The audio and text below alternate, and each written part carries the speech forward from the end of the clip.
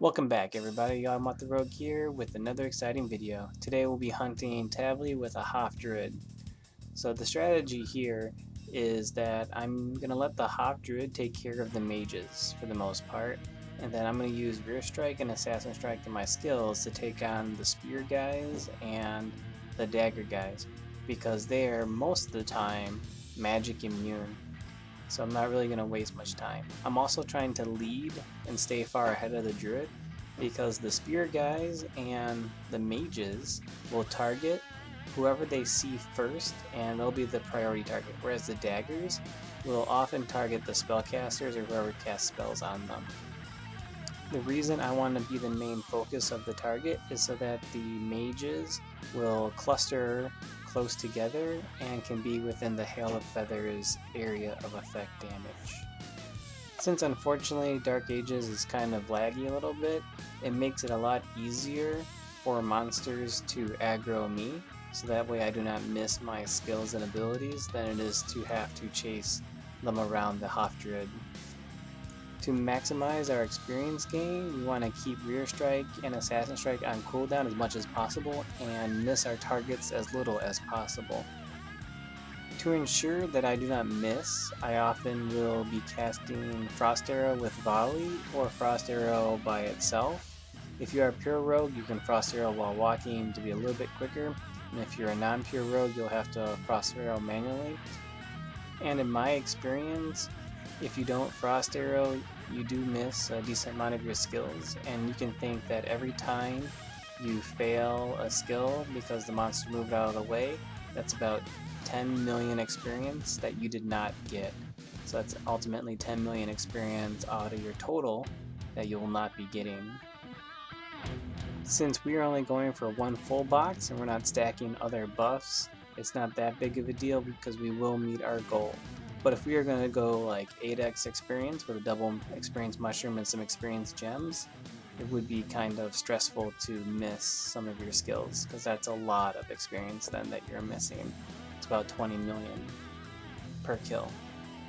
One strategy you'll see me do a lot, like right here, is stutter stepping, and that's where you move away, stop, turn around, hit, move away, stop, turn around, hit, and it's kind of like kiting them with arrows.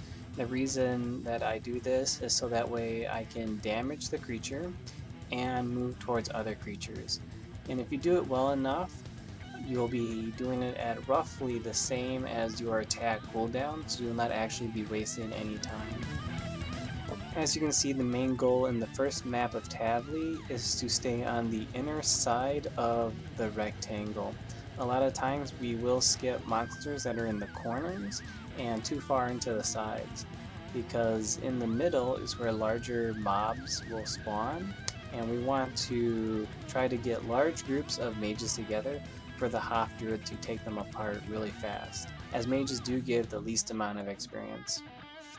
So it is better to kill them in groups than it is to kill them individually, whereas the Lancers and the Spear guys give the most experience, so killing them individually is alright.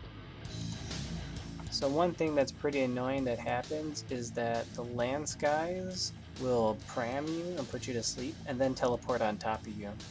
So if your partner does have throw, what is a nice strategy to do for them is to throw you, because the Lancer is obviously targeting you and they don't often change targets very easily. So if your ally throws you, the Lancer will hit you, you'll wake up, and then you guys can kill the Lancer together and move on, instead of being crammed for a long amount of time. A lot of times you'll also see me not attack creatures that move in to attack Toucan if he is crammed, because I want them to wake him up as well. This strategy should work well with any caster that can take out the mages at a relatively fast speed. In my experience hunting here solo, if you are spamming spells like Star Arrow and you do not kill the mages fast enough, they will pram you a lot. If you plan to hunt here dual archer, then it is nice if you guys can coordinate and double Star Arrow the mages and then take turns rear striking and assassin striking the spears and daggers, because 2 Star Arrows together will take out the mages at a decent enough speed that they won't feel like cramming you to death, and if you guys can coordinate well with the daggers, then you'll be optimally killing everything. And you probably want to spread out a little bit to attract as many of the monsters towards you as possible. Another thing you can do is have the second archer remain invisible most of the time, because if there are only one person on the map, the daggers are more likely to actually be aggressive. So one thing you'll notice is because there are two people here, the daggers will not really engage one of us. They'll just kind of walk around as a non-hostile. But if Toucan was invisible or I was by myself, then the daggers will become aggressive, which is nice to be able to line up rear strikes and assassin strikes pretty easily. Now you will see Toucan spamming Hail of Feathers on the daggers and the lancers, even though they are magic immune most of the time, and that's because they're not magic immune all the time, so it does help kill them, and it will taunt them towards him because daggers will obsessively attack whoever casts spells on them, so that way I can use Toucan as a way to line up my rear strikes and so on. So because of that, and whoever you hunt here with, it is important that the non-archers remain still if they're being attacked by creatures, so that way the rogues can hit and kill the monsters with the assassin strike and rear strike. They do have relatively long cooldowns of 15 seconds and 30 seconds, so if like Toucan was running around and I was trying to chase down creatures and hit them with rear strike, I could miss them, and as we discussed earlier, if I miss any of my abilities, that's basically 10 million or 20 million experience less that we'll end up with in the end. The last important thing is after every rear strike and assassin strike, I will use special arrow attack to try and get that final damage in, because not all the time are you able to one-shot them. Sometimes they linger with a little bit of extra health. Occasionally I might follow rear strike and assassin strike with either a kidney shot or a stab twice, depending on what's going on around. Preferably I would like to finish it out with special arrow attack, but if they do have a little bit of red and I do catch it in time, I will close it out with kidney shot or stab twice, because special arrow attack will not be able to kill them. But typically if they do have just empty health bar, special arrow attack is enough damage to take them out. And while I am kiting, I will be spamming special arrow so that way I can hit them, because special arrow has a range that far exceeds anything that I can shoot. I've heard that special arrow can hit across map.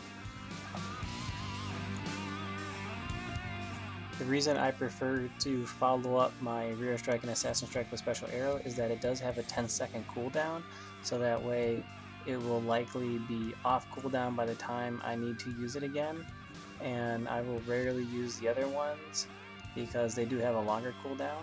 Because if you do use special arrow, kidney shot, and stab twice, that is almost about as much damage as you need to kill something with a few assails. So you could essentially be killing 3 things in one cooldown phase of 30 seconds, depending on it. But if there's really like no other creatures around, I might just close out with a kidney shot or a stab twice, just because it will probably be off cooldown by the next time I need to use it. So that's pretty much it for the strategy. I hope you guys liked the rest of the video, and don't forget to like, comment, and subscribe.